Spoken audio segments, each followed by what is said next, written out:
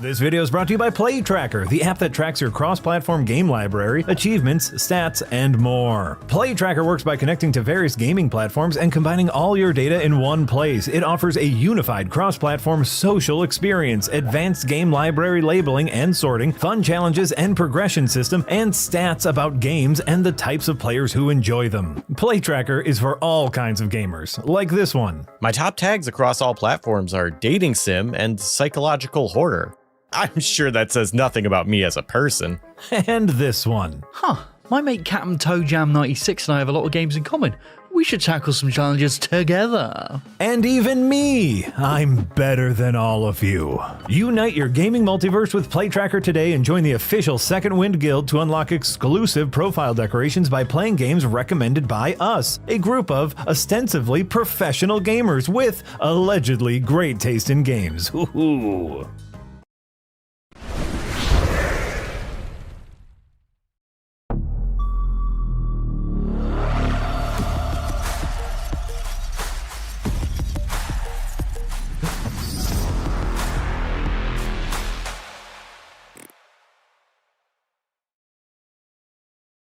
Hello, everyone. Welcome to the Windbreakers podcast. I'm Yahtzee Crowshaw of the internet, and I'm joined by Jay and Marty. How are you all doing? I'm staying hydrated using my Nalgene bottle from the good folks at Columbia. Oh, nice. I'm trying to stay warm in a snowstorm. There you go. Didn't mean to rhyme, but it did. Yeah, I feel ya. It's slightly chilly in California. As Mark Twain said, the coldest winter I ever spent was a summer in San Francisco. Damn. That's, Twain, son. Man, let's all Take think about what he meant by that. What a prick. Don't take it out on me. This week on Windbreakers, Marty came up with an interesting idea that he'll talk us through now, because apparently it's hard to understand going by the chat we've had so far. It's hard to articulate via a title, but yeah, I had this just a big old note in my phone of possible topics, and this was one I was excited for, and I called it in my head 5, 10, 20, 30. And that is mostly, this is something we could probably repeat every year, looking back at what was our favorite game of 5 years ago, 10 years ago, 20 years ago, and 30 years ago. So this episode, like exactly that many years. Yeah. So for this episode, we'll be talking about each of our personal favorite games of 1996, 2006, 2016, and 2021. All right. So we go year by year then. Yeah. Do we want to start early? We have not shared our lists with each other. We've shared our lists with Eric, but not with each other. I think we should start. We should start late and work back. I think we started 2021. Yeah. Oh, that's interesting. nice. Okay. That's totally fine. So to give a little context of 2021, we're obviously still in the throes of COVID. This was the first full year of the Xbox Series X and the PlayStation 5, and kind of in the I don't want to say the doldrums of the Switch, but like the midlife of the Switch. I would say we were in the doldrums of a lot of things, because I went over my list of reviews in 2021. It was a shocker of a year for like really good games. There's very little jumped out at me. I say as much in my 2021 Best, Worst, and Blandest video. Interesting. There's no... Like every year, there's a game that makes me sit up and go, this is the one. This is my best one. And I didn't really get that in 2021. You can even see that from the Game Awards. Deathloop, I believe, won Game of the Year, which totally fine. But Deathloop won Game of the Year? Like a totally fine game that kind of had no business in a Game of the Year conversation, but just a very, because of COVID, I think, a very slim year. Obviously, the fact I nominated a Game of the Year for 2 of these years, you'd think would make this easy for me, but I actually decided to go back on myself. My original 2021 Game of the Year was Psychonauts 2, which... As the times have passed, I've sort of a bit more lukewarm on. But I decided to pick a game that was my number 2 game of the year, which I've decided to pick because it's a little bit more emblematic of the time. And I went with The Forgotten City. Do you remember The Forgotten City? Yeah. Yes. Which was one of the time loop games, because 2021 was the year for time loops. Deathloop, as you say, was Game of the Year. 12 Minutes also came out this year, which was awful. Yeah. But The Forgotten City... I just want to clarify myself. Deathloop won, I think, Game of the Year from IGN. It Takes Two was actually Game of the Year at the Game Awards, so I was wrong. Oh, shit. Apologies, chat. Yeah. Well, I wanted to highlight time loop games, because Forgotten City was, in my view, a really good one. Originally a Skyrim mod, interestingly. That's right, yeah. Translated to ancient Rome. for the standalone release. It's basically you're a dude who's been sent back in time, and you live like the same day over and over again. At the end of which, somebody dies, and because somebody dies, the gods destroy the city because it's the rule that nobody can die. So you have to go around and talk to all these people, try to figure out who's going to die and who's going to kill them. And what I like about it is because, in contrast to a lot of time loop games that focus on the gameplay thing, like we played Minute, we've played Chrono Quartz last week. This one is very much narrative focused. That's what I appreciate about it. I think it's really hard to do a really good narrative focused time loop. Agreed. Yeah, mostly it's just like neat, quirky mechanics. Yeah, because there's so much dialogue you have to explore.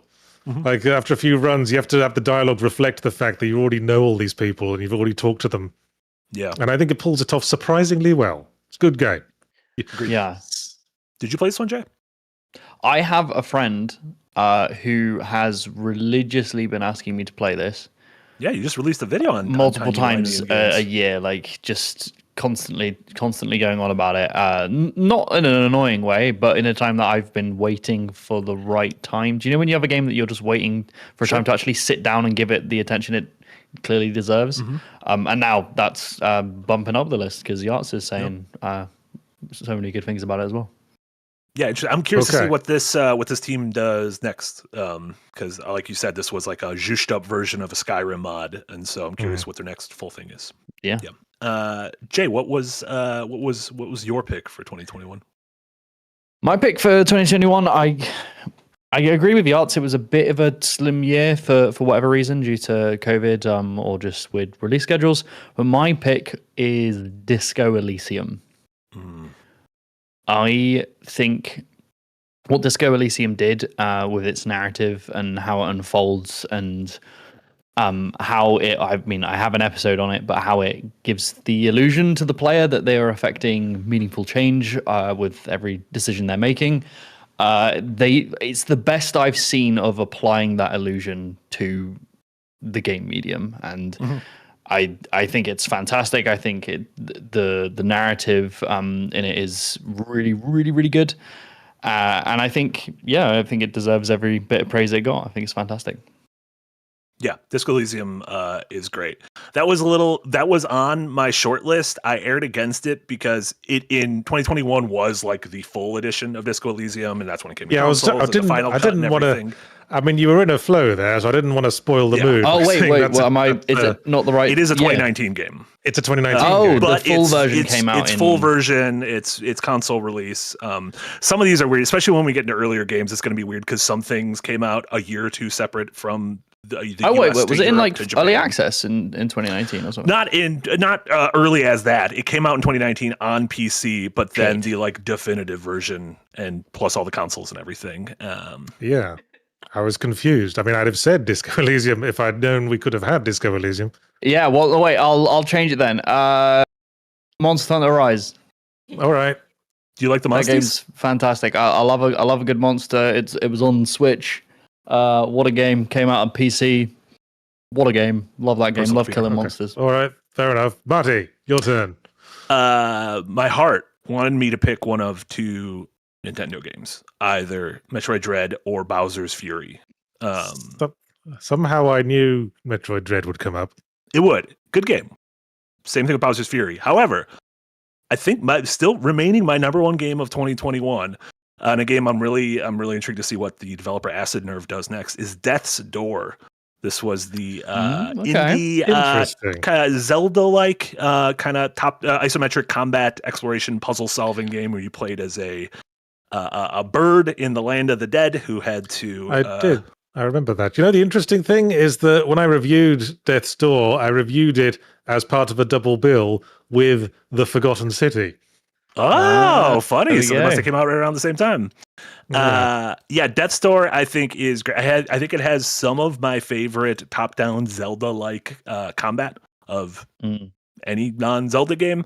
I think the story and the animation and the style is incredibly charming. I love the music, and it does a really cool thing where you think you've finished the game, but it turns out you haven't, and not in an annoying way of like, oh my god, I have to do this much more, but in a like, oh hell yeah, what a neat twist. I'm glad I get to keep going through this. It's not filler.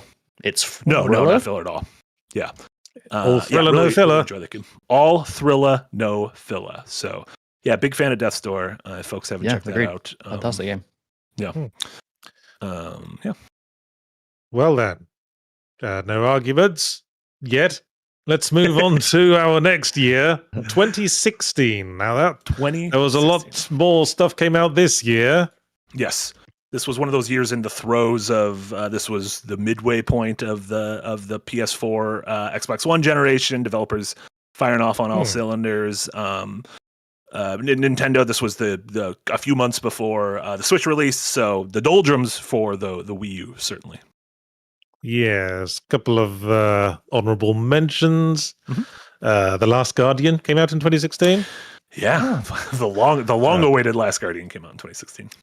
Fury came out in 2016, which I really liked, and that I think it's really sort of fallen out of view after that. The developers later went on to make Haven, which I also quite liked, but not quite so much, and will be bringing out their new game Cairn very soon. That's right. I forgot that's the Fury devs. Yes, which I would definitely recommend checking out once it comes out, because I've played it and I think it's good. Also, lest we forget, Doom 2016 came out in 2016. Arguably the easiest game to remember that came out in 2016 because everyone calls it Doom 2016. Yeah. So there were a lot of candidates, but the one I eventually went with, I chose with the game that had the most impact on my life going forward in retrospect, and that was Stardew Valley. Oh, I dig that. That's a great choice. Because I put so many fucking hours to Stardew Valley, and we never knew we wanted a reinvented and rejiggered Harvest Moon like it was back on the SNES until we had it, but then we had it and it took over the fucking world. And rightly so. What a game. Yeah, that's great. And I would say Starstruck Vagabond probably wouldn't exist without the rise of Stardew Valley and the rise of cozy games. Yeah, I've been naked in my assertion of Stardew Valley's influence. On me, and indeed, as you say, cozy post-dad games in general. Yeah, absolutely. Cool. I'll go with mine. If I wanted to be cheeky, I would say Persona 5 because it released in Japan that year. But I'm not going to be cheeky. No cheeks here. I'm not putting any cheeks here. Yeah, put those cheeks away. Put those cheeks away. I'm going with the game that defined 2016 for me, and this is going to sound weird, but at the time was probably the most important game in the world to me, and that was Pokemon Go. The summer of 2016, Pokemon Go came out, and that was that little sliver before the 2016 elections where I was like, maybe stuff's going to be good. And I was living in San Francisco at the time. Like the streets were flooded with people playing the game, wandering around parks, excitedly going to where like a Dratini spawned. Yes, for a moment we thought things were looking up, and then the presidential election of that year happened. We thought things.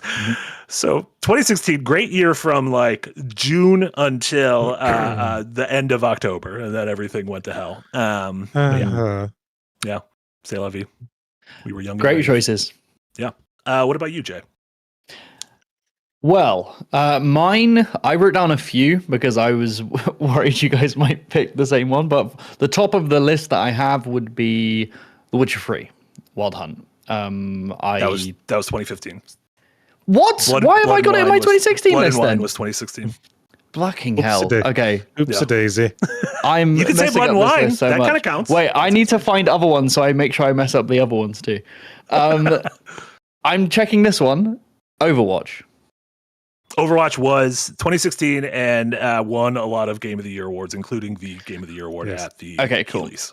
Shame they fucked it up.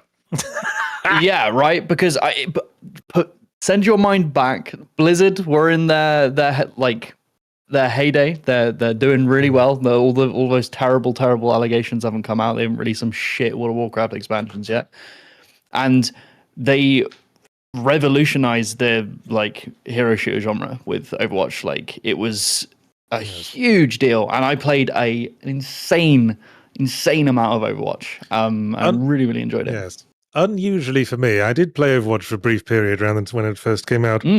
Because as I've said, I did play TF2 back in the day. Yeah. And this looked like, approachable. So I gave it a crack. Who did you used to play? Well, I was never more than a casual player, so I do like the easy characters. I played Soldier 76 a fair bit. Yeah. The dude with the what's his name? Hanzo, that's it. The dude with the bow. Hanzo, yeah. Was the only time I ever got play of the game was playing Hanzo, like arrowing the shit out of a bunch of guys as they came around a corner. Like a big ult. Yeah. Overwatch in my mind, occupy a similar space. Oh, early Overwatch occupies a similar space as Team Fortress 2. That both of those feel like they were not casual, but very approachable team shooters. The colorful visuals, as well as like doing sort of extracurricular storytelling via shorts and whatnot. Yeah. But yeah, crazy that it's like my casual friends wanted to actually play it and engage with it. And sure, yeah. I think it didn't feel like a sweaty thing. Yeah.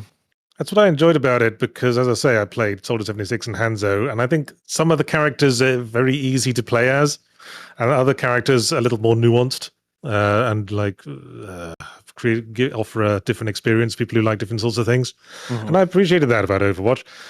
Interesting contrast with Team Fortress 2 because the one thing Team Fortress 2 never did was add more classes, and I think that says it all. Team Fortress 2, you need to. They had different weapons, they had different, costumes, but they never added more classes. And I think that was Overwatch's downfall. Yeah, Team Fortress almost feels like characters. creating a sport that has its position set. Like baseball has its position set. It's not just every year being like, oh, what if we add like a new player on the field that can do this? And it just fucks all the balance up, and sooner or later there's just too much for everyone to get their head around, so it just like gets shut off to newbies. And I think that's the problem. I think you should stop doing that. A couple games on this year that were on my short list were The Witness, Titanfall 2, Dark Souls 3. Titanfall 2 was one of my considerations. Titanfall 2 was probably going to be my number 2 pick. I still think that's my favorite. I don't think there's been a shooter campaign that I've enjoyed as much over the past 10 years as Titanfall 2. And then, Inside, Dark Souls 3, and The Witness. All games I enjoy. I think that was the year Gravity Rush finally got the PS4 release. It was when I reviewed it. That might be, yeah. Did you review any Vita games back in the day? I think I did. No, I didn't. I never had a Vita. I was trying to. I was thinking Metal Gear Peace Walker, but that was PSP. So I never had a Vita. PSP, So I mean, Vita did not last long, so it was something that could have very easily been missed. Cool. You want to move on another 10 years in the past to 2006? Sure. Let's take another jump. This 2006. This was the tail end of the PS2 era and the dawn of the 360 era. Yeah, the first full year of the 360 it came out November 2005, and in November 2006 were the Wii and the PS3. So all sorts of stuff for this year. See, the start of a console's life, there's often a lot of like dodgy crap, as you don't usually get like the peak games around that time because it's all the developers are finding their feet. But towards the end of a console's life is where all the really interesting shit comes out. Yeah, I always look at 2013 as in the final months of the PS3. We got The Last of Us and Rising Revengeance and BioShock Infinite and Grand Theft Auto 5. So wow, this was harder for me because this was pre Zero Punctuation, so I didn't have a useful list of games I liked from that year. But I went down the list of games that came out. God Hand leaped out at me. I didn't go for it, but it leaped out at me. One of Shinji Mikami's very characteristic of the kind of thing he does sorts of games. It did custom fighting combos that you very rarely see. And I think is a really good idea and it should be explored more. Yeah, it's weird that no one's done that yet. At least no one that I know of has just completely like wholesale cribbed that combat system. Yeah, Remember Me tried it, but with nowhere near the depth. What else? I think it was a good year for horror games. Like all the other games that jumped out at me were horror games. Call of Cthulhu Dark Corners of the Earth, which was a surprisingly good PC horror game. There was another one. Dead Rising. Dead Rising came out in 2006, which would go on to basically create a genre of its own. But the game I ended up going with might surprise some people, but I went with Condemned Criminal Origins. Oh, interesting. Yes. Yeah. Which was one of the very early 360 games. Sure. And I remember playing it around the time when it first came out, and it is such an atmospheric game. I remember being very scared by it, and the way it sort of walked a line between ultra realistic, ultra visceral horror and melee combat, but with this sort of slight edge of the supernatural creeping in at points. Mm-hmm. And I have very clear memories of it to this day. And they made a sequel that kind of sucked. Agreed. And that was the last we ever heard from the Condemned series. Where were you living at the time? In basically on the couch of a friend after breaking up with a long-term girlfriend. Sorry, in what continent? In what country were you living in? I was in Brisbane, Australia at that time. It counts then. It released in Australia in 2006. It released in the US at the end of 2005, but it released in your country of origin in 2000, I'm not the only one. In 2006. I saw people saying that, and I'm like, I think this is one of those games which I think it counts because you were living in that country. Yeah, sure. Oh, okay. Well, You had no. That was the only way for you as a human being to play that game in 2006.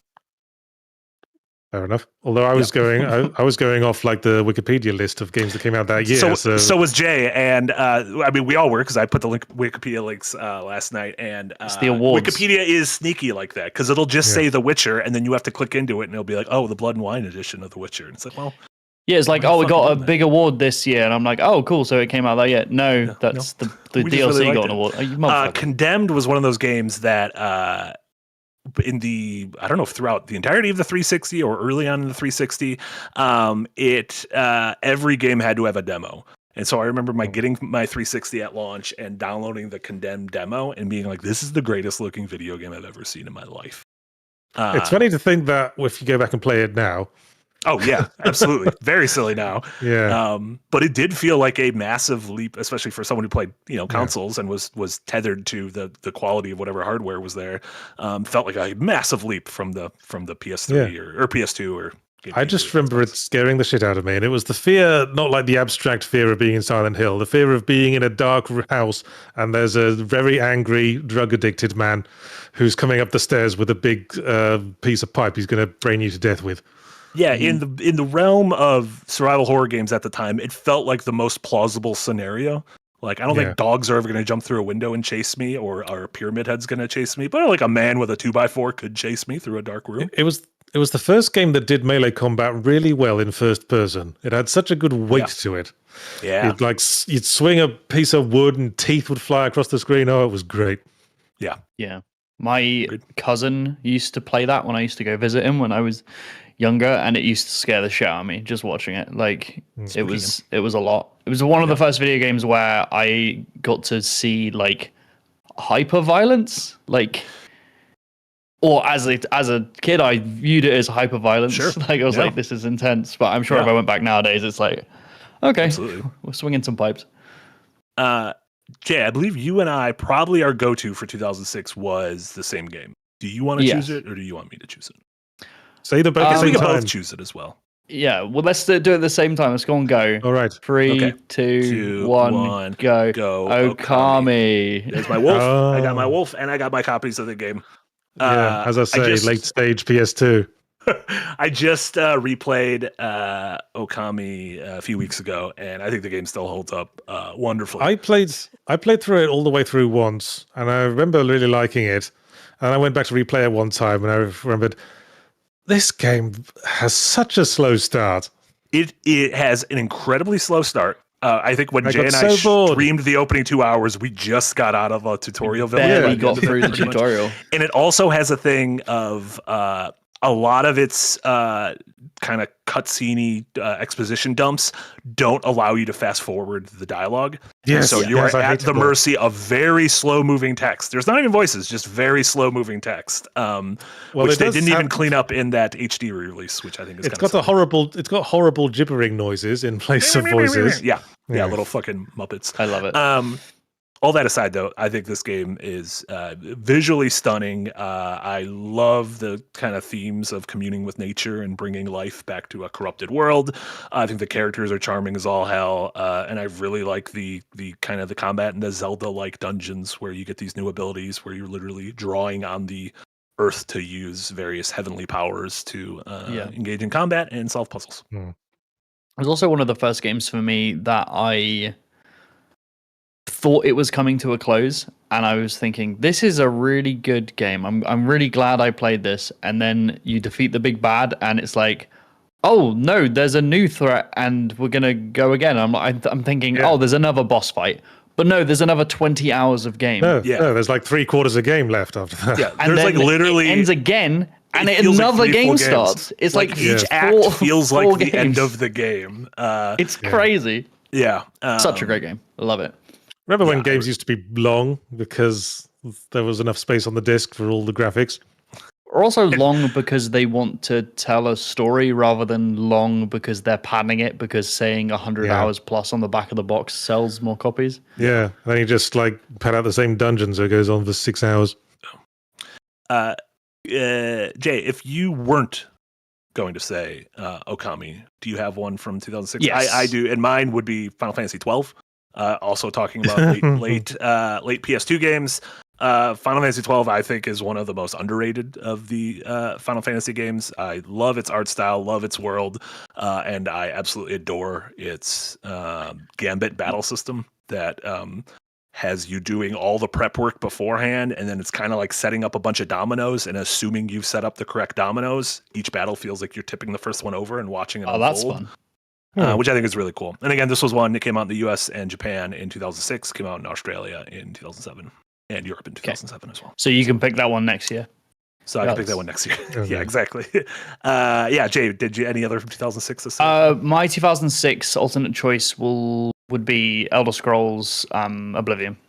Yeah, it's a big one. Oblivion is jank, is obscenely jank and not incredibly deep, but I think if you weren't a PC gamer, Oblivion was a lot of console gamers' first like leap into a kind of deep RPG with seemingly a lot of choice. And playing it when I was younger was like walking into a fantasy world and thinking of, like, I had that whimsy of a child, right? So I was like, there's infinite possibilities. I can do anything. And I wasn't thinking about systems and how things work. It was just like, I can throw fireballs and become a mage. Yeah. And that shit was really, really exciting to me. And I guarantee I didn't get anywhere close to the end of that game. I barely even scratched the surface, but just like wandering the forests and just kind of imagining what was coming was just as entertaining to me. So that would be one of my picks. I played the shit. I played the shit out of the demo. I finished it relatively easily when I played the remastered version. That's probably because I'd heard the best thing to do was play as a stealthy archer. So I did that, and by the end of it, I was so overpowered. I was just like going through things kind of tokenly. So let's just wrap up this plot and see what happens. Some of the other games on my short list for 2006 included Gears of War, the original Gears on the 360, Dead Rising, a big 360 game that summer that I really liked at the time, and then the 1-2 Wii launch combo of Wii Sports, and I put Twilight Princess on there as like an honorable mention, even though I don't like Twilight Princess. I think Twilight Princess is probably my least favorite 3D Zelda. But I liked it better on the GameCube. Sure. Yeah, so did I. That's why I actually played it. I didn't have a Wii that first year. Did you know they flipped the entire game left to right for the Wii version? Yeah, because they changed his dominant hand for the Wii version, and by doing that, they just literally mirrored the entire world. Yeah. Whoa. Which is quite a leap. Yeah. Yeah. Anyway, so that's 2006. Now, so let's go back one final decade. Imagine 1996 was 30 years ago. Just think of it. God. Jesus Bill Christ. Clinton. We were children. We were babes. I was 2. You were a literal babby. I was a literal bab. Is it even worth asking you what your favorite game of 1996 was? Because I have 2 here, and I played the shit out of them when I was a kid. Like, Kermit the Frog's one of them was Memory my first Challenge, ever game. something like that. Oh, there you go. All right. Well, this was actually this is kind of serendipitous because 1996 was a pivotal year for games. I want to say, I mean, just look at the array. At least on PC, it was a pivotal year. Tomb Raider, Duke Nukem 3D, Quake 1. What other ones did we mention? Oh, Mario 64, of course, came out this year. You fucking took it. Took it. I'm just listening. You didn't have to give it away. I'm listing things. Oh shit! I took it. I'm going to give away Resident Evil 1. Thank you. I forgot that one. Yeah, Resi. What a year. I always keep forgetting that one. Command and Conquer Red Alert. You know, game I really liked Tetris Attack. I don't know if you've ever played Tetris Attack. Might be my favorite version of Tetris. Was that 96? That was 96. That was a late Super Nintendo game. Oh, okay. Had a lot of Yoshi. Yes, the chat's mentioning Crash Bandicoot of Mario RPG. Again, this was like the very beginning of the PS1 era, and the PS1 would go on to like take over the fucking world. So yeah, all around pretty pivotal year. But the one I've picked for my game for 1996 is one I've already listed, one I've already mentioned in the list. Much as I mentioned Mario 64, and you didn't have to spoil it, much like I didn't. But the one I'm going for is Quake 1. I thought you were going to go Duke Nukem. I was almost positive you were going to go Duke Nukem. Oh, I was so close. That was like the classic rivalry of that year, Duke Nukem 3D versus Quake. Because, of course, Quake was pushing everything forward with 3D graphics and engine. But Duke Nukem 3D was like it was the first PC shooter to really highlight the fact that you don't have to set all your levels in like mysterious dungeons and labyrinths. You could set your levels in cinemas and city streets and burger joints and places that exist in the real world. But Quake 1, I think, wins it in the end. And largely what makes it win for me is that I was playing Quake 1 yesterday. Oh, wow. Yeah. Because over the years, every now and again, if I just want a slice of classic nostalgic action, I play a bit of Quake because it's so straightforward and yet so iconic. Yeah. It's got such an iconic look, iconic monsters, iconic monster sound effects. Yeah, that's a great That's a great choice. And it just walks that line of tech and Lovecraftian horror that I find most appealing. Never liked Quake 2. Quake 2, I thought it was like all sci-fi, and I found it very dreary. The whole series kind of became very sci-fi afterwards. Quake 3 Arena and Team Arena had like a bunch of stuff in space. It just felt like Unreal Tournament. They just stopped acknowledging the Lovecraftian stuff, which was disappointing. I think that made it feel unique. Like the horror kind of because like it was like the Lovecraftian stuff was so steeped in it, all the monsters and the very atmosphere of dread that hung over everything. Yeah, all the drippy caves and green water and creepy sound effects. Yeah. Muddy textures, love it. Mud. Was that the score by Nine Inch Nails or some members of Nine Inch Nails? Yes, Trent Reznor did he created the music and ambient sound. That's right. For Quake. That's cool. And it's good. It's full of like unique sound effects. I mean, in contrast to Doom, which nicked all its sounds from sound effect libraries, and that's why you keep hearing Doom sound effects in the wild. I think they made all the sound effects in Quake from scratch, and it really shows that they put the effort in there. Yeah, it's nice. Yeah, agreed. Jay, why don't you go with this one? Damn. Okay. I have an alternative as well, but the pick that I believe again Marty and I co-picked for this one. It is Mario 64. Hard Mario 64. Hard to argue against the legacy of that game. I never had an N64. Like the first Zelda game I played was Wind Waker on the GameCube. I never had a Nintendo console growing up, so yeah, I can only look at Mario 64 in retrospect, and the 3D graphics really haven't aged that well.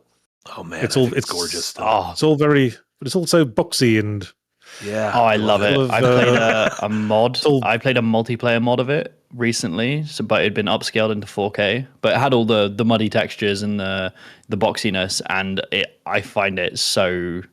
Over the weekend, I got I fell down a rabbit hole of PC decompilations of N64 games because they just released Banjo-Kazooie. Yeah. Excuse me. I got all choked up talking about Banjo-Kazooie. Yeah, it's they pretty much figure out a way for these games to run natively on PC, not through emulation. And by doing that, you're able to relatively easily do things like make a game in 4K and put it in widescreen and fuck with the camera and everything. And so I started doing that with like Ocarina of Time yesterday. And let me tell you, it is nuts to play Ocarina of Time with a full camera control on the second stick. Just like what an experience. Yeah, it's crazy how much the controls really like influence the feel of those games, and with that, it cannot be said enough like how much Mario 64 and the devs did for like pushing one 3D graphics and two the entire 3D platforming genre forward because they made it right. Yeah. Yes, because I mean, 3D platformers were around, but they all kind of sucked. Yeah, and I recently played the Bubsy collection, and they have a little documentary talking about how Bubsy 3D was set to release right around the time of Mario 64, and they went to like E3 or some trade show earlier on in the year, and were showing off the game, and wandered over to the Mario 64 kiosk and was like, "Oh no, they know what they're doing, and we do not." Yeah, platforming was so straightforward in 2D, but the extra dimension it was like the square cube law. It just added exponentially more problems. And it really does. This was one of the first games I ever saw in my life. My dad had an N64, so from the entire, the first time I was born, it's always been in the house. But I could not play this game as a tiny child because I can barely play it now because it kind of controls like wank. Understandably so, they had to hand make a controller just for that game, and it's a completely new medium. But as a shout out for my second pick, and I did look this up, I wanted to verify it did come out in 96 in Japan. But the first game I ever played was Pokemon Blue. Sure. And that game came out in that year, and is I think the same things that Mario 64 did for its genre. I think Pokemon, the ramifications of what Pokemon Red and Blue did can still be felt today by it being the biggest franchise in the world. So, yeah, the 30th anniversary of the Japanese release of Pokemon is in a few weeks, and I'm assuming they're going to do a big showcase for that and show what they're doing this year. But Pokemon would have been probably my number 2 as well, but didn't come out in the US for a few years after that. So if you couldn't say Mario 64 or Pokemon for your 1996 game, Matty, what would it be? I think it would be Resi 1. I think it would be Resident Evil 1. This was, I think when I first got my PS1, I got it with this and Symphony of the Night. And Resident Evil 1 was like the first survival horror game I ever played. And I played it alongside my big brother. And that was kind of just I was like, oh, I didn't know games could. I started at a young age, started getting into horror movies. And this was the first game where I was like, oh, I didn't realize a game could also do that. And it's silly if you go back and look at it. The dialogue and performances are genuinely terrible. The graphics are all blocky. The enemies aren't scary looking at all. But at the time, with a kid with imagination, Spencer Mansion was the scariest fucking place on earth. I kind of missed out on all that. At the time it came out. What was your first Resident Evil game? The first Resident Evil game I played was 4, actually. Because I didn't really like 1 much and bounced off it, and then sort of the series just sort of fell off my radar for a while. Then when the GameCube came out, a friend of mine said, "You got to play Resident Evil 4," and I was like, "Yeah, whatever." No, he says, "No, seriously, I'm going to lend you it. You need to play this fucking thing." so he lent it to me, and I played it, and I was like, "Oh, you were right. I absolutely needed to play that." How right they were. Looking back, I think it still boggles my mind that initially stuff like the Resi 1 remake and Resident Evil 4 were exclusives to GameCube. Just very strange to me. It was one of the Capcom 5. One of the Capcom 5, yeah. That was Capcom put all their eggs in that basket, I guess, and did not work. It's like, Marty, you said, you came back with the Symphony of the Night and Resi 1. Mm-hmm. What a year to be able to do that. Just what amazing games, and you just bring them and play them as a child. That's my god. Early, the first I think in the first year I had a PS1, I had Resident Evil 1, Symphony of the Night, Final Fantasy VII, and Metal Gear Solid. And I was like, Jesus Christ, like those could hell. just be on my Mount Rushmore forever. And now it has molded you into who you are today. Yeah, exactly. Yeah. A couple games from that year, honorable mentions on my list were Super Mario RPG, one of the last great Super Nintendo games, a game I really like, and Twisted Metal 2. I was a big Twisted Metal fan for the first couple entries, and 2 I played the shit out of with one of my friends growing up. Multiplayer, just running through the campaign with every different character and everything. Really had a good time with Burnout Revenge was going to be one of my 2006 ones if I needed one. Burnout Revenge was great. Yeah. What a great game. Right. Of these years, do you guys have one that you think was the strongest of the years? Like, I think we all kind of agree 2021 might be the weakest of them. I think we just said it. I think 96 is the strongest to say of all of those massive games. I mean, for me, it's a toss up between 1996 and 2006, and I guess I got to say 1996. As I say, pivotal. Pivotal. Yeah, exactly. Mario 64, if we count Japan, Pokemon, Resident Evil, all those PC games you mentioned, Quake. 1996 was bang smack in the great 2D to 3D transition, where all the old players fell by the wayside and Sony became king of the heap. Yeah. It was like the apocalypse. It was like the fall of Rome when the big 2D to 3D switch. Absolutely. But yeah, good. Anyway. All right, then. Well, Super Chats all have their own opinions. Early on, it must be said they didn't quite understand the premise before we properly explained it. Understandably, the headline was, I put the premise in the description, but no one reads the description of YouTube videos, to be honest. But never mind, they gave us money and we love them anyway. Starting, of course, with Raven's Weekly Word of the Week. Week 34, Gelid. Gelid. Gelid, I hope I'm pronouncing that right. Jellied. Maybe it's jellied, like to jelly something. Jellied, yeah. It's a very obscure word that just means really cold. A topical one by Raven. Yes, the weather's a bit gelid at the moment. It's fucking. It really fucking is. Outside is terrifying. Yeah. Interesting. I like that. See, good word. Yeah, it just doesn't seem like a word that feels like it should mean really cold. No, I mean, like gelid.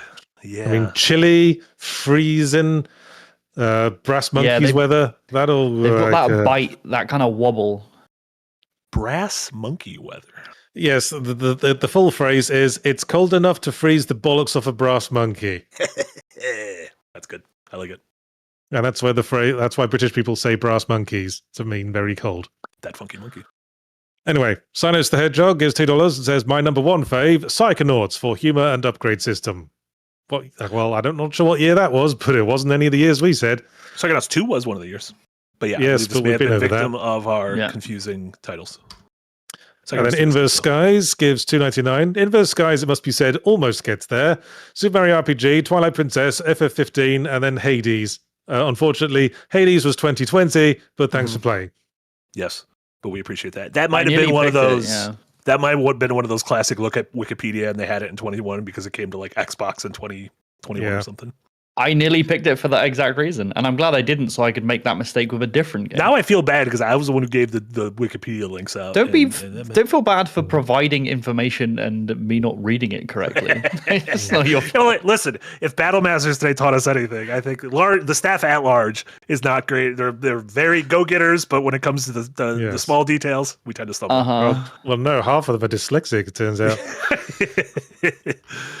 Anyway, Sinos the Hedgehog comes back with $2 and says, for Nintendo, you can't hate Thousand Year Door or Majora's Mask. It is illegal to hate those games. Yes, although those are different years. Although, since you bring up the Thousand Year Door, do check out this week's Fully Emblematic, which is on the subject of Escape from Ever After, perhaps the most Thousand Year Door-y of all the indie Thousand Year Door imitators that have come out.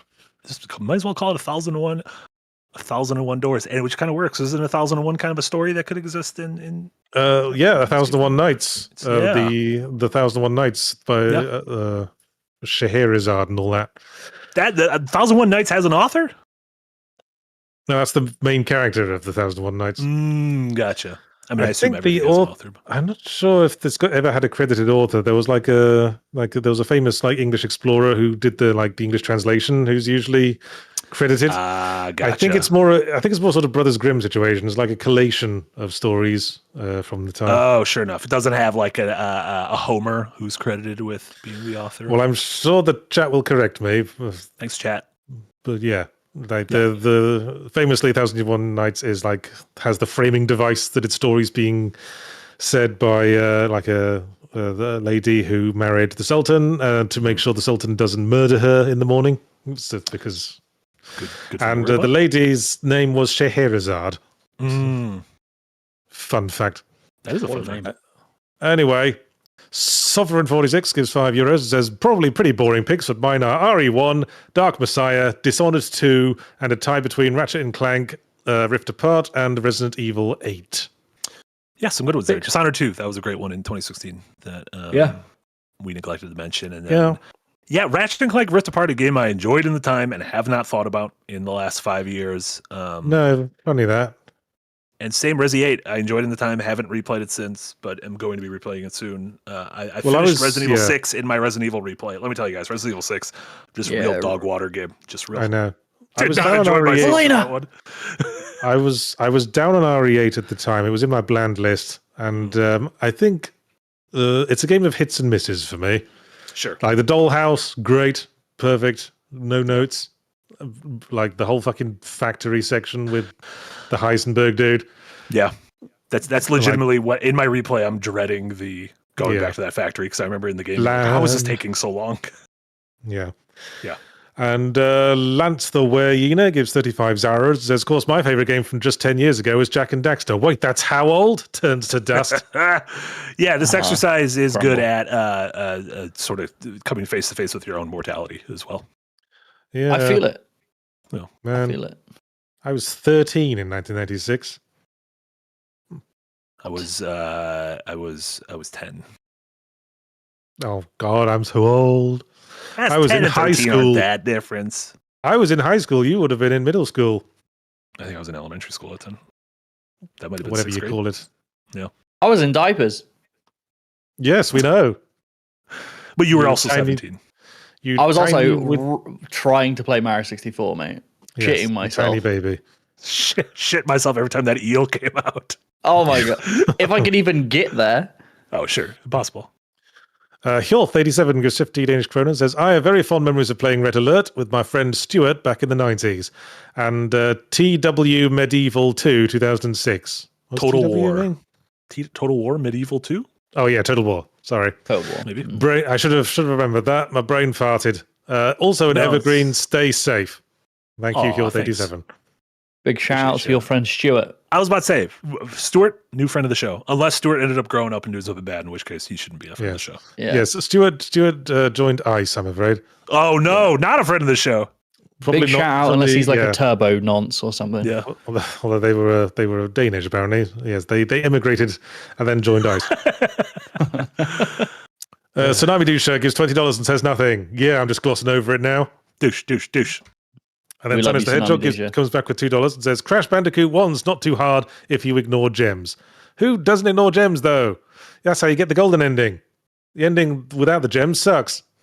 I literally didn't know. I don't think I've ever finished the Crash Bandicoot 1. I finished 2 and 3 and 4, but never 1. Speaking of games that control like shit.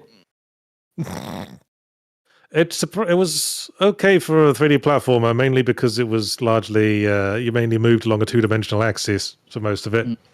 I will say it ushered in a thing that I kind of hate in games, and it's trying to replicate the scene from Raiders of the Lost Ark where you're running at the camera as something's chasing you. Because I think that always feels weird in games. Resident Evil 6, I kept thinking of Crash Bandicoot because it has several scenes where you need to run towards the screen. Silent Hill F last year had scenes where you need to run towards the screen. And I think they're always awkward. And I think I get what they're doing. It's cinematic, but I think they kind of feel like shit to play. First time I remember seeing a game where you run towards the screen was, I think it was The Lion King on the 16-bit consoles. That's right. It had the whole, the chase, all the antelope or whatever. Yeah, and I remember very distinctly that it would have a little warning flash up when something was about to appear in your path. Yeah. And so few of the games that followed it was so understanding. Yeah.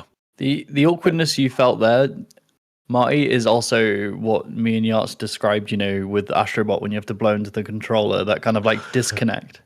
Don't you dare compare it to blowing. Well, moving on from blowing, Covered in Sponges gives $2. It says 5 years Skyrim, 10 years Skyrim, 20 years feels like Skyrim. Pretty good goof. Pretty. There you go. Ha ha ha ha ha. Silence the Hedgehog gives $5. As much as I love the beginning of Twilight Princess, it does drag on and takes a long while to get to the first dungeon. Now, if only we had a Switch 1 and 2 version. That is, for as bad as Okami's opening is, Twilight Princess, way longer and I think way more boring. Yeah. Who likes the pastoral life in a Zelda game? Who wants to be? Who likes just doing that for the next 3 hours?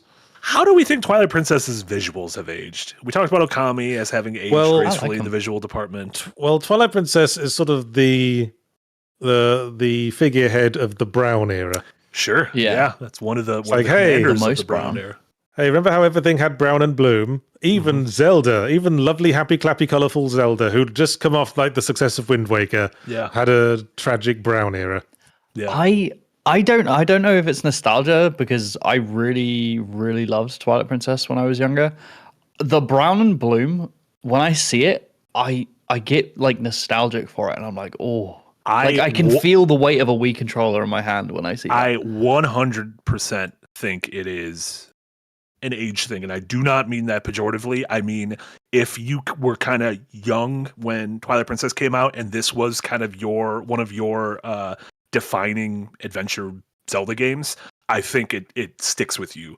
With me, I was in college when this came out, and I was just like, I want to go back to Wind Waker. Like that's the look I want to go back to. Yeah. So yeah, I noticed that even when I replayed it on stream a few years ago, the Wii U version, and kind of came to that conclusion that there's like a dividing line, and it's like a certain age, this game is incredibly important to them, and a certain age feels like it wasn't.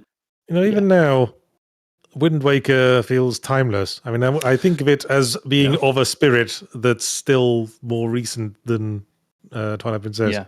Yeah, because Twilight Princess did feel like it felt like the rare game where it was Nintendo not chasing a trend, but kind of being like, oh, this is where the industry is going, so let's kind of make something darker, more adult. And brown. And brown, which, we had everything from Resi 4, kind of the stretch of Resi 4 to Arkham Asylum, kind of had that brown sheen to it. Gears of War. I sometimes refer to Resi 4 as sort of the herald of the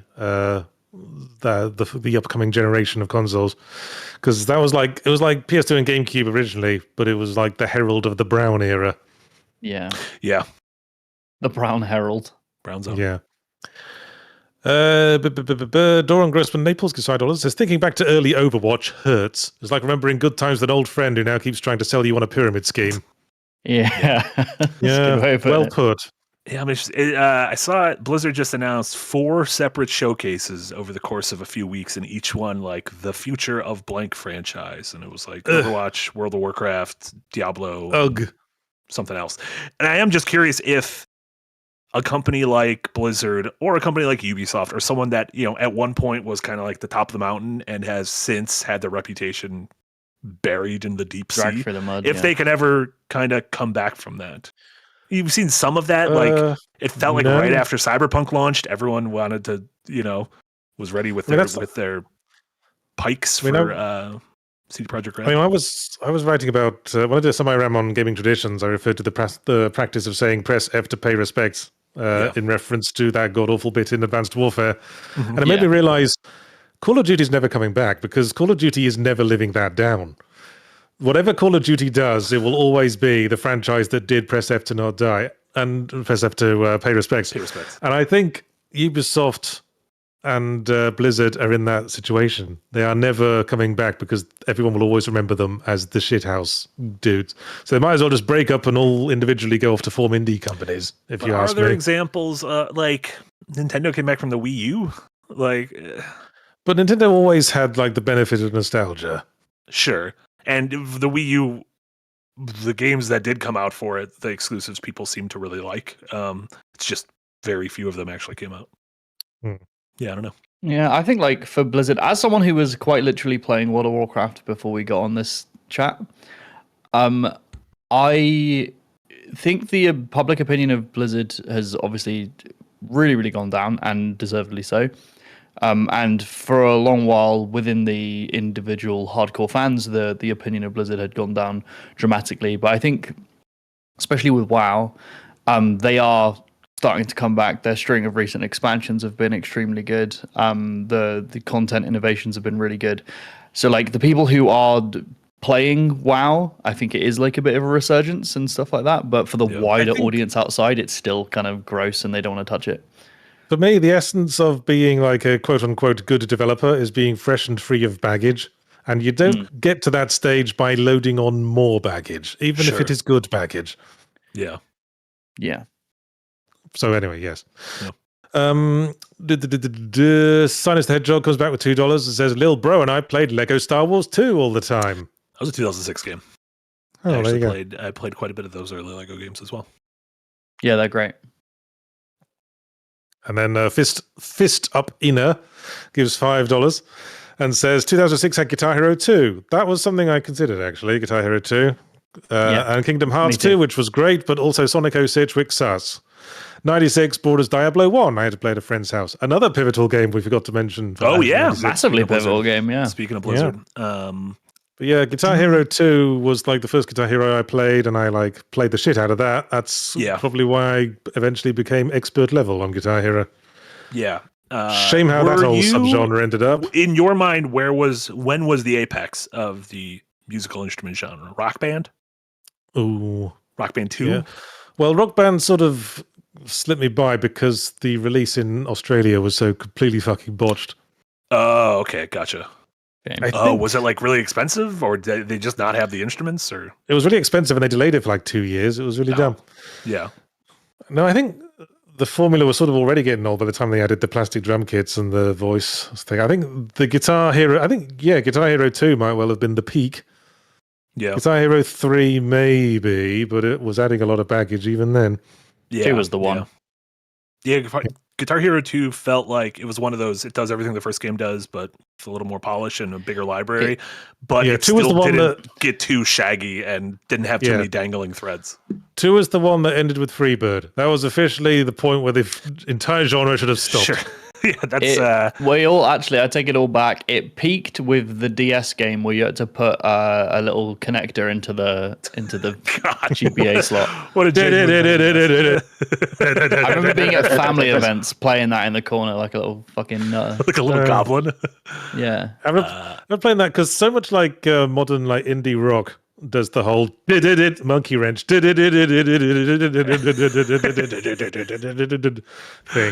Just shaking yourself. And then also they mentioned Kingdom Hearts 2. I didn't choose that one because I believe it didn't. Oh, wow. No, it did come out in the US in 2006. I just didn't mention it. Hey, what the fuck? You bastard. I have no excuse. It came out in Japan in 2005, but everywhere else in 2006. Speaking of games, thank you. Buildings probably never will. Speaking of games where the opening 5 hours don't need to exist, Kingdom Hearts 2. Yeah. Yeah. Love eating popsicles with my pals, though. Annex the Exile gives $2. It says 1996 Pokemon Red was my first game, changed my life. Pokemon Red was, I mean, yeah, it's I still, that first generation of Pokemon is holds a and still special place in my Pokemon like finds a new audience with each new generation. My eldest is obsessed with EVs. She has plushes of all the EV evolutions, and she makes sure she gathers them all outside her bedroom door every night to guard her from the nightmares.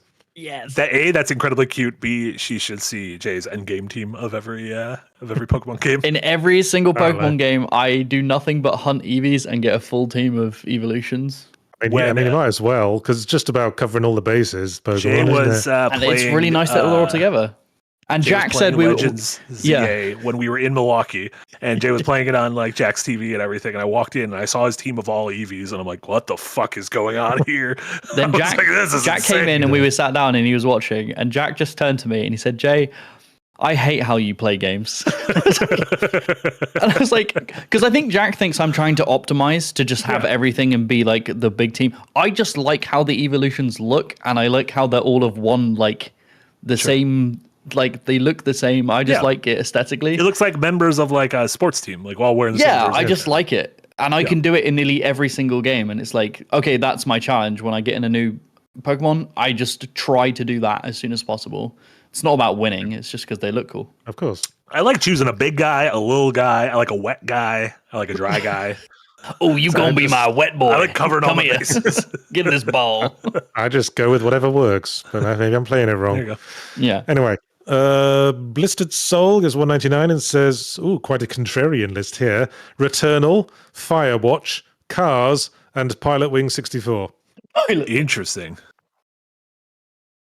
That's one hell of a list. Like Cars, the movie Cars? I I'm assume. assuming. 2006, yeah, that would make sense. It would be ballsy for a 2006 game to come out that was just called Cars if it wasn't based on the movie. That would yeah, right. It's funny. We didn't mention. I don't think Returnal, Firewatch, or Pilot Wing 64, but all three of those games are games I've really enjoyed from their respective years. Yeah. What? Yeah. What was that? No, I like Firewatch. Returnal's a bit. Okay. I keep trying to get view. Casey to play Returnal because I feel like it is the most Casey ass game. It's just I a never fucking finished. sweaty. It's sweat very fest. Casey. Yeah. I never finished Returnal. I just got bored of it. Too many loops. TMLs. Yeah. Anyway, Sinus the Hedgehog comes back with $2. Says, still got to finish Prey, but I keep forgetting. Lol. Prey 2006, I assume. The original. One of the best reveals in gaming. Yeah. There you go. Yeah. Don't fear the Reaper. Yeah, really good opening. Like right up there with Bioshock, perhaps. Honestly, both Preys have really good openings. Yeah, well, they do different things, but yeah. The True Mandalorian gives $2 and says Hitman 3, Doom 2016, Gears of War, and Before My Time. Oh, you tiny baby, you. What tiny baby viewers we have. Those are great ones. Hitman 3 was also on my short list of 2021. That was the first time I got really hooked into Hitman. And man, what a great game. Is that Curious the to see third what one they of do with the that. World of Assassination ones? Yeah. That kind of wrapped up the that's World a of good Assassination game. trilogy. Yeah, starting that big old skyscraper, the one level that feels like Knives Out, where you go to that like British or Scottish. That is an amazing mansion. Yeah, that's really good. Yeah, good stuff. Sinus the Hedgehog comes back again with $2 and says, anyone like Sonic 06 besides Desperate Sonic fans? Well, I remember when I was playing Sonic Generations, they had a level based on Sonic 2006, and I was like, are you sure you want to do this, Sonic team? I mean, we already know you're pretty much immune to embarrassment, but this seems like a poor, marketing decision. It feels like the equivalent of pissing your pants and being the first one to make a joke about it and being like, well, you can't hurt me because I already pointed out that I pissed my pants, so what are you going to do? And it's like, well, you're still covered in piss. Yeah, owning it, motherfucker. Look at you, all not covered in piss, you lame-o. Still got so much piss all over you. I don't think Sonic has ever had that level of self-awareness. I think Sonic is just wandering around with piss all over itself, not aware. But it's trying to do like jumping jacks to impress you. Yeah, it's spraying piss on your face, a chili dog while it's got piss all over the place. Yeah, incredible. It adds a tang. Oh god. Venomon Killer gives $5 and says it's crazy to see that it's now at the 15-year mark, but Bastion is one of my favorite and most replayed games of all time. Supergiant steals my heart. We didn't have a 15 years ago category. We're not just doing it every year. Monsters. I was about to say, why didn't we talk about Bastion? And then I realized it was because that was 15 years ago. Bastion's great. Supergiant, really good at making games. Yeah, Supergiant really, they have a formula, certainly. And I'd say they've pretty much perfected it with Hades 2. Yeah. Yeah. Interested to see what they'll ever make a game that isn't like that sort of isometric combat. Pyre is like the only thing they've done that isn't isometric combat. Yeah. I hope they do something completely different next. I think I remember seeing, I think it was after the early access, they were like, thank you for playing. Once we've done the updates to make sure everything's running fine, we're not doing anything more for this game, and we're doing something completely new. Yeah. And that excites me more than anything. Just like, go make something weird working on visual novel. Hades 1 and 2 for almost 10 years at this point. Well, I think there's virtue in spending your entire life like going out of your way to become the best damn isometric hack and slash maker of all time. It's like the old Bruce Lee quote: "Fear the man who's practiced one kick 10,000 times." Yeah. For sure. At the same time, I kind of want to see him do something else. What's going on over there? PT70747 gives $4.99 and says, turning 30 this weekend. 1996 kind of sucked for music and film. Hopefully it wasn't too bad for games. Well, as we say. No, it turned out very good for games. Yeah, pivotal. I'm Yeah, just going to keep saying that the word stretch pivotal. 96, 98. So obviously the big year in the 90s of your Half-Life and your Metal Gear Solid and Ocarina of Time Yeah. and everything coming out. Yes, But, I'm bored yeah. of saying the word pivotal. Landmark. I'm going to switch to Yeah. landmark for a bit. And then Pivotal. after that, after I get bored of that, perhaps milestone. Oh, look at Genre that. defining. Yeah. Silence the Hedgehog gives $2 and says, "How is it Doom is more cathartic than Doom Eternal? Because it was Doom? more, because Doom 2016, which I called Doom in my review of it as a joke. Oh, that's good. DEUM. That's one that Yes, I feel like in writing that works. yes. Well, it was a stronger game because it was more streamlined, and Doom Eternal just kept adding like more irrelevant bullshit. But you didn't know how good we your had it answer with Doom there. Eternal until the new Doom came out. They added even more irrelevant bullshit. And I can't say anything on that or I'll get more hate online. See this is the Resident Evil cycle, basically. The trouble with making a good installment by streamlining things back is that what do you do after that? You just take the streamlined formula, and then all you can do is just add more stuff to it, and then it's not Add more streamlined guff. anymore. Yeah. You just wait, though. We are 1 month away from the Resident Evil cycle being shattered with Requiem. It's gonna suck. It's gonna break I'm the so wheel. excited. Break the You're wheel. like all the people who were excited for Return to Silent Hill. That's what you are like now. Oh, no. And I went and saw it. Yeah. It was bad. I'm excited to see if it sucks. I can't wait Jay- to make an episode on it. Jay, I said I would like for Return to Silent Hill, the movie that just came out. Yeah. Once it comes to VOD, which will probably be very soon, I want the three of us to watch it and do an episode on Return to Silent See, Hill. on the one hand, you're I'm keen. asking me Let's to do it. watch a terrible film, and then on the other hand, you're asking me to watch a film. So those are the two roadblocks in the way of us there. Yeah, but it'll be one hell of an episode. Think about that. What if you like it? What if it's better than the game? What if just me and Marty watch it and then we try and explain the plot to you? I think he'll get the plot because the Is plot it just is like Silent Hill 2. Is it the Silent Hill 2? Except with some of the most insane story changes that I don't know why they made. Well, then your options are, Right. So you can either watch it I and was we'll do the episode, quite or get a literally the only lobotomy. person. I was I'll the watch only it. person in theaters this weekend. I'll watch it if you insist. I mean, it sounds like there'll probably be a lot to talk about. Anyway, Witticism gives $5 and says, Resi 1, Dead Rising, Cuphead, Disco if it counts, Monster Hunter Rise if not. Was Cuphead 2016? Anyway, maybe we there just was didn't mention it. There were a lot of PC releases in 21 I played, like Returnal and Ace Attorney. Nice. 2017 was Cuphead, so I'm fuck sorry. you, Witticism. I'm sorry, Witticism, but you have to go to prison. Unless you played it early, in which case maybe your dad works at Nintendo or something. Yes. I mean, if we get loosey-goosey about the precise year, where are we? I mean, the whole precision was the whole point. The precision was the point. I kind of like that. I think that's nice. There you go. Coffee Koala gives $9.99 and says 2006 Company of Heroes and Dawn of War expansions, all night LAN parties. Wife said Stardew Valley all the way for 2016 and every year since then. Hope you've all had a wonderful start to 2026. Thanks, Coffee Koala. Thank Terrible you. start to the year, but we appreciate you and everyone else out there. Well, the only way is up. Maybe Think about there'll be full-on bloody revolution in the streets of America, and the road everything to will heaven leads through hell. things will certainly be looking up after that. The revolutions have certainly never led to bad things.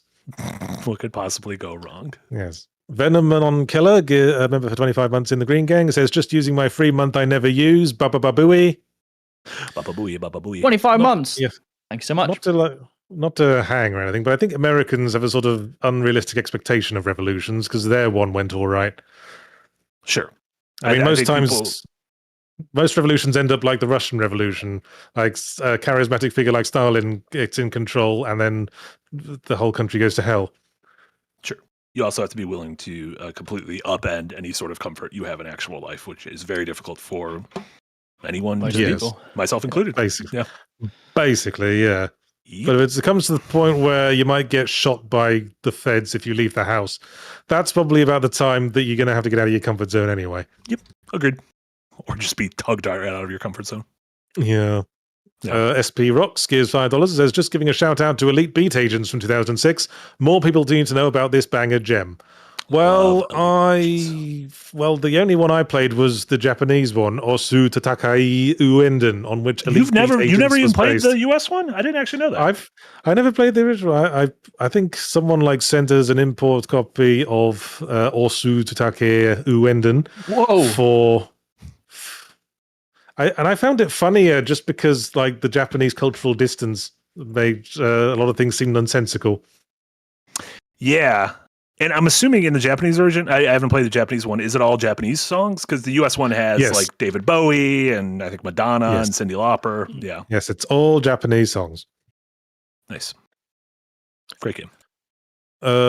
Aito Ruribari gives 1,000 arses and says, "Hello, gents. My picks would be The Forgotten City, 2021, Dark Souls 3 / Stellaris, 2016, Oblivion / Medieval 2, 2006, and Diablo / Legacy of Kain, 1996.